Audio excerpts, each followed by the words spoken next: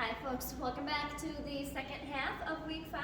We are going to look at concave and convex mirrors, and we're going to learn how to do the math behind them. Next week, I'm going to show you how to draw diagrams that's going to predict what you can see in the mirror, and then today you're getting the math piece behind it. Alright, so first thing, when light travels, so we learned about light earlier this week. When light rays travel, they travel in a straight line until they strike the surface of an object. Once it hits something, it's either reflected, that's what mirrors do, or it can be absorbed, like if you wear a dark color in the hot sun, or it can transmit through, like if you have a window. The definition of reflection is when light changes direction by bouncing off an object. A mirror is an object with a reflective surface. So light hits a mirror, it bounces off of it. We are going to look at two different types of mirrors. They're called concave and convex. They are both, they have curves to them, which means when light strikes it, it doesn't bounce straight back. It actually bounces off in weird angles because of the curve to the mirror. The first one that we're going to look at is a concave mirror. Concave mirror.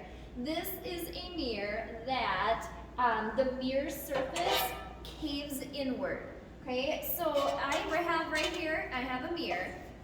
The mirrored surface is here, and then there's the back of the mirror that doesn't have the mirror. Okay, so the mirrored surface for concave, it caves inward. All right, it curves inward or caves in. That is what makes it concave. Many times your makeup mirrors have a concave mirror. It's what ends up magnifying it, making it bigger so that you can see it. If you've ever been to a playground that has those weird shaped mirrors in which it goes inward, that's a concave mirror. Or if you're working at home, you don't maybe have any of those things, but you have a spoon.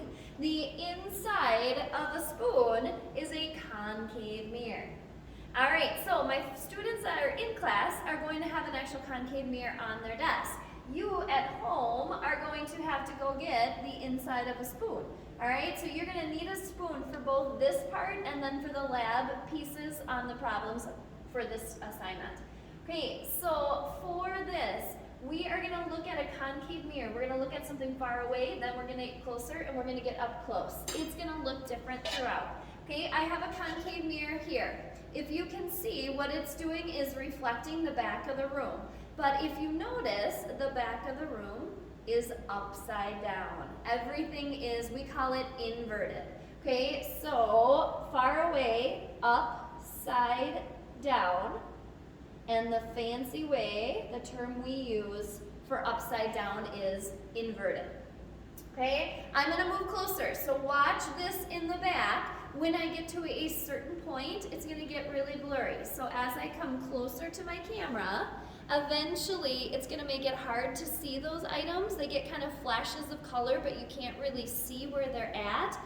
What we have is I found the focal point. It is the point in that specific mirror that all the light rays run through it, and when you hit that, it makes everything blurry at that correct distance. And then if I keep pushing through, if I get really close to my camera, what you should be able to see is the back of the room. It now has flipped upright. It's no longer upside down, it is upright.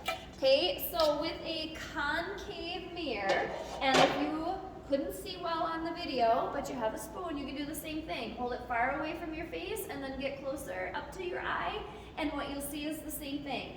Far away, it's upside down or inverted. As you get closer, it gets blurry.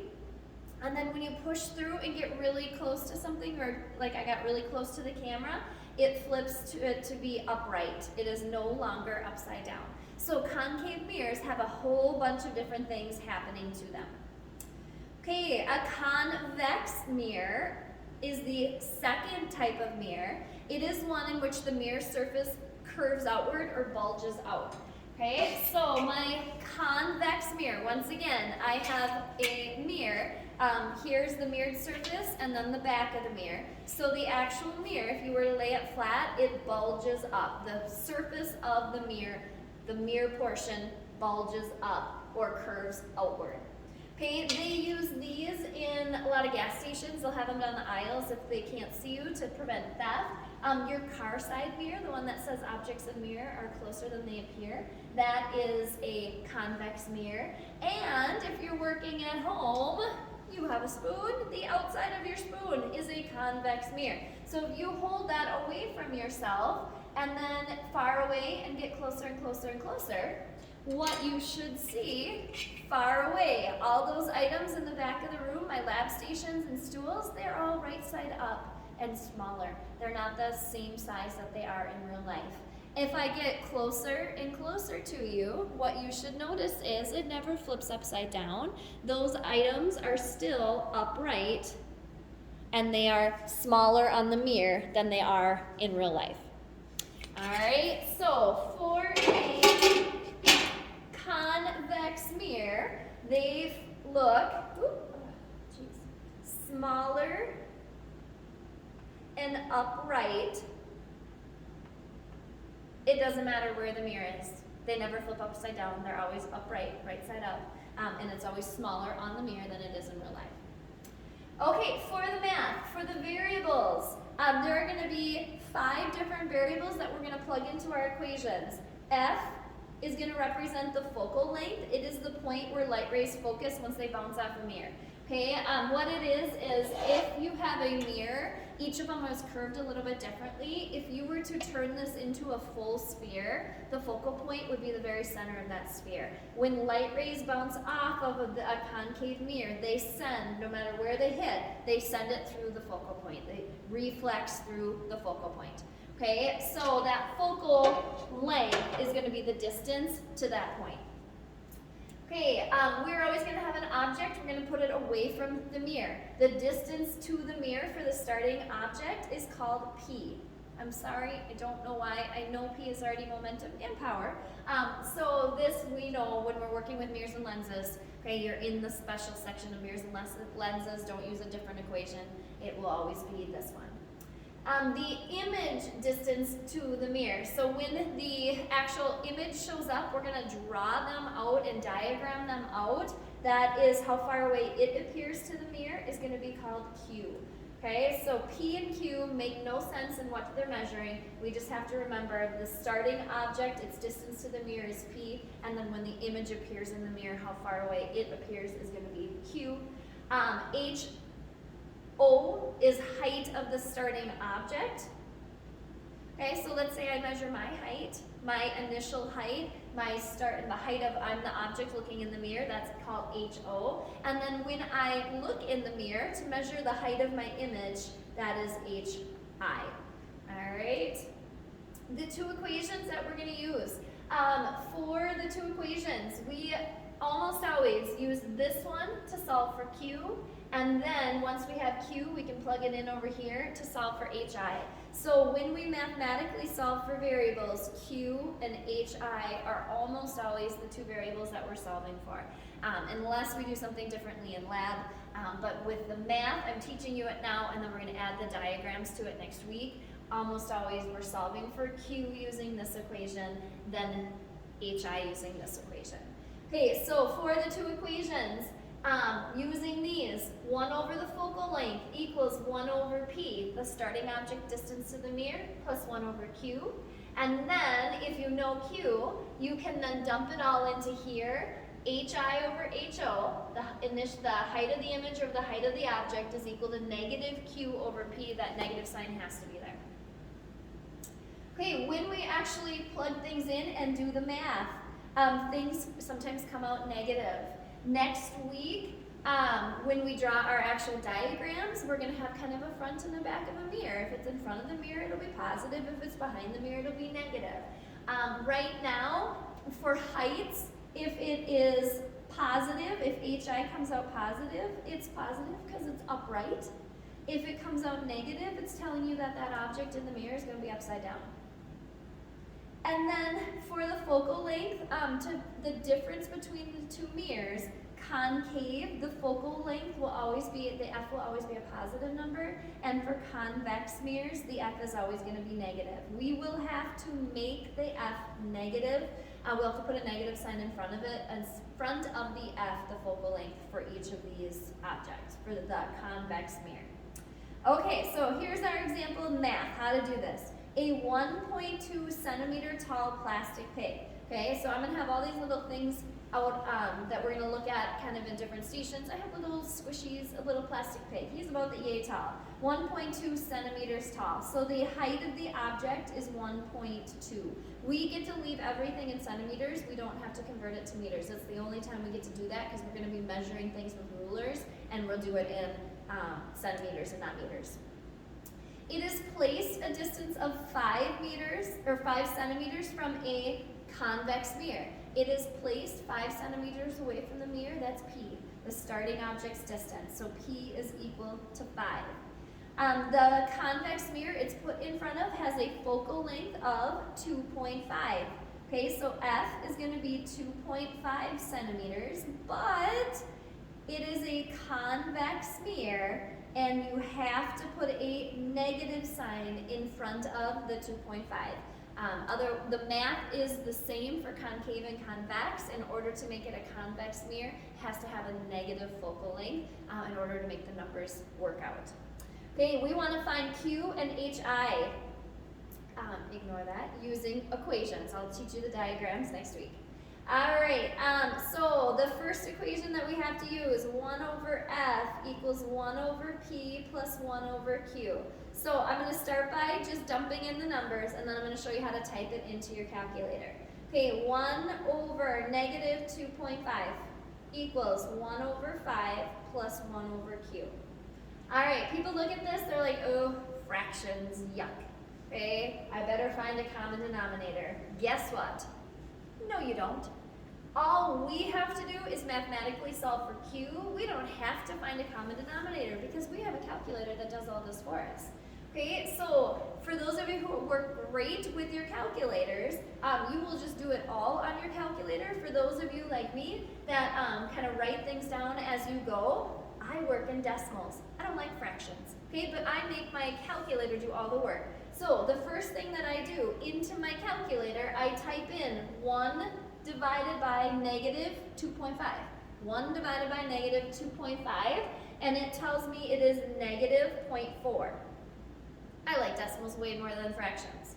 Okay, then on the other side of the equal sign, 1 divided by 5. Type that into your calculator, it is 0.2. And then it's still added to Q. Okay, here is where you got to do your math. This right here has to subtract to the other side. It doesn't divide, it doesn't multiply, it subtracts because it's positive, it subtracts to the other side. So when I subtract 0.2 over, I have a negative 0.4 minus a 0.2, I get a negative 0.6 is equal to 1 divided by Q. This is not my answer. I need Q off the bottom. You have to cross multiply and divide, and what you end up having to do is take 1 divided by the negative 0.6, and that will get Q off the bottom. If that makes no sense to you, cross multiply and divide. Once you divide, you take 1 divided by negative 0.6, and you get a negative 1.67 repeating. And we're measuring everything in centimeters. All right, for those of you who work well in your calculator, here's how I do it. Just take 1 divided by negative 2.5, hit enter, then automatically subtract over that fraction. In parentheses, minus 1 divided by 5, hit enter, and then that decimal, you always take 1 divided by that decimal. Okay, if that made no sense, then you do it this way like me, and we just turn everything into decimals, subtract it over, and then cross multiply and divide. All right, from there, we now have Q, which means I can use my second equation right here. The other thing I'm looking for is HI. I can use that equation right there to solve for HI. So I'm going to have HI over HO equals negative Q over P. All right, I'm solving for HI. HO was 1.2. We wrote it right there. Equals negative Q. Q is already a negative. So I have a negative in the equation, and then Q is a negative, which means two negatives, minus minus, ding ding, they cancel out to be positives. And then I divide it by P, which is 5. All right, make this easy on yourself. Cross, multiply, and divide to solve for HI. And when you do, you get a positive number because those two negatives canceled out, and you get about 0.4. And it'll be centimeters from there. Okay? So our goal is today, Thursday and Friday, to understand how to use these two mirror equations, knowing the different variables for mirrors. The F is the focal length. That is the place where all the mirrors, all the light rays bounce off and go through. P is the starting object, how far away it is from the mirror. Q is going to be the image distance to the mirror. When the image shows up on a mirror, we'll be able to actually draw it out and measure it next week.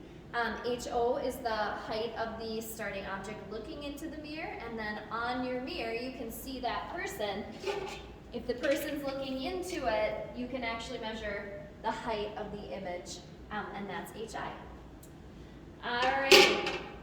Looking at the lab stations and the problems that go with it on the back. So lab station number 1, if you are in class, you'll have a concave mirror. I will have one just on the lab station for you. If you are at home, you need to find a spoon, and you need to use the inside of the spoon.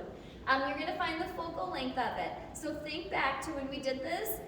You hold something far away, you bring it until all of a sudden it gets blurry and you can't see it anymore. I have found the focal length. The focal length is from my eye to the spoon. Okay, you're gonna put a ruler up there and you're just going to measure from your eye to the spoon, however many centimeters it is. That would be the focal length for your mirror, or in this case, your spoon. Okay, lab station number 2, once again, you need a spoon. You're gonna look at the two different types of mirrors. You have concave, you have convex. So you're gonna play around with this to see what you look like in your actual spoon or mirrors. Station 3 is a convex mirror. If you're in school, it's easy. I've got it for you. If you're at home, you can use the side mirror on your car. You might just have to flip it out. Or, once again, you can use the outside of a mirror. The convex is the one that bulges out. Okay, what you are going to do is, you're going to need a helper for this probably. Somebody is going to hold the spoon. It doesn't matter how far away you are. Okay, but whoever holds it, they need to see your whole body in it, or you could just maybe do your head. So if you just measure your head, it might make it a little bit easier. Okay, so you need to hold the spoon. You need to measure how far away the object is. You then need to measure the object's height. Let's just use my head. I need to actually measure my head. So I need to know from here to here how many centimeters that is. And then on the spoon, I'm going to do the same thing. I'm going to look to see how tall my head is right there. Okay, so knowing the height of the image in the spoon, the height of the object, my actual head, measuring those both in centimeters, I also need to know how far away the object is, so I'm going to have to measure from here to here. I can walk through a two-step problem, and I can solve for the focal length of my actual spoon, my convex mirror of my spoon. All right, and then lastly, at the bottom of it, there are two problems for you to work with. I made the numbers the same for both of them. Okay, so an object that's 2.1 centimeters high is 5 centimeters in front of a mirror that has a focal length of 2.3 centimeters. Find the image height and distance. So we're looking for Q and HI, but I'm going to have you do it twice. Once if it's a convex mirror, and once if it's a concave mirror. The numbers don't change, the 2.1, the 5, and the 2.3. The only thing that will trip you up, convex, you have to have a negative focal length. So in front of the 2.3, you need a negative 2.3, whereas for concave, it is positive. All right. So finishing that up, I hope you enjoyed it's not easy finding labs that people can do in the classroom and at home at the same time. So you having a spoon, you've got a mirror in front of you. So use it to your advantage, and let me know if you have any questions. Thank you.